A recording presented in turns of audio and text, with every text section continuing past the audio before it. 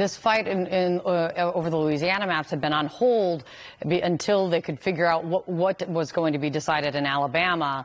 Very real and quick, as you say, a cascade of opinions coming from the Supreme Court, and will have a very real and potentially quick cascading impact on Capitol Hill, which is where Monty Rogers is standing by for us. So, Monty, this decision means a new majority black district will very likely be drawn in Louisiana, as well as we've been talking about for the past couple of weeks, in Alabama. What does that mean on Capitol Hill? Yeah, it could be more Democratic seats. We do expect in the aftermath of that Alabama seat that will very likely could be filled, and a Democrat could fill in the aftermath of that Alabama ruling, adding one more Democrat to the delegation in Alabama. Hey folks, Dale Jackson here for Yellowhammer Now. I want to address some of the redistricting news that is out there right now. There are now two maps that we are going to see go before the Alabama legislature. They are similar, yet different. All 7 members of the current Alabama House delegation stay in their own districts. The question really is, how different do those districts become? Terry Sewell loses black voters in District 7 in both of the proposed maps, and Barry Moore gains voters in District 2 that make his district more competitive. Now, there's been a lot of conversation about what is required by the Supreme Court and by this 3-judge panel. Now, let's look at how that has evolved. Most of the media has incorrectly been telling you that what is required is a second majority-minority district.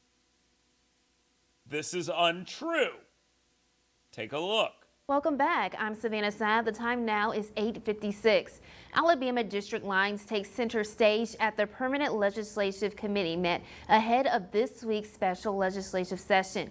The U.S. Supreme Court says Alabama must have 2 majority black congressional districts. The process to redraw Alabama's congressional district maps is underway. A public hearing was held today, and soon state lawmakers will convene a special session of the legislature to come up with the final proposal. All this the results of a ruling from the U.S. Supreme Court that said Alabama's current district lines violate the U.S. Constitution. The High Court says the state needs 2 majority black districts, not just 1, in order to better reflect the overall population. Now, I tried my best to tell these people over and over and over again that this is not what is required. Eventually, now that these maps are out and everyone's freaking out about them, well, not everyone, but the political class is freaking out about it because there aren't 2 majority-minority districts, the story's changed a little bit.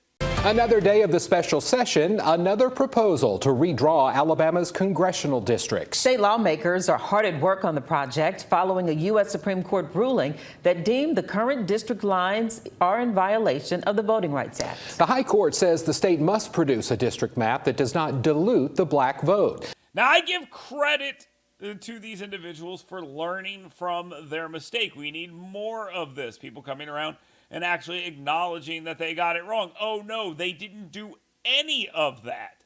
Instead, what they did was make the argument that the legislature is just so wrong because this is a violation of the spirit of the law and all these other things. And that, my friends, is not true. The Alabama legislature is trying their best to play by the letter of the law and keep their political advantage. That's what's happening here.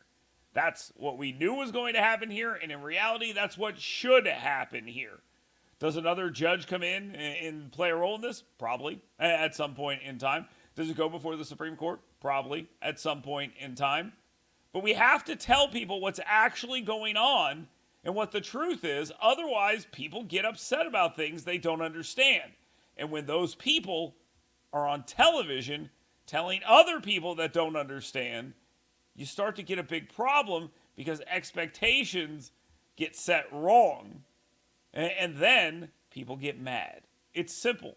It's easy to understand, and we've got to do a slightly better job if we're going to pretend to cover Alabama politics.